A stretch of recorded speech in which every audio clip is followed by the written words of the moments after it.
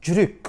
Араб тілінде жүректің атауы қолб деп аталады. Қолб деген Пайғамбар саллаллаху алейхи ва саллям суммиял қолбу қолбан литақаллубихи дейді. Жүрек, яғни қолб болып аталу себебі оның өзгеруі себепті. Яғни жүрек әрқашан бір халден екінші халге өзгеріп отырады. Ол әрқашан бір халде бола алмайды. Яғни адамның иманы әрдайым өте күшті болып тұра алмайды. Бірде ол бір нәрсені қатты қалап тұрады да, басқа жағдайда ол оны қаламай қалады. Сондықтан ол жүрек не істеп тұрады?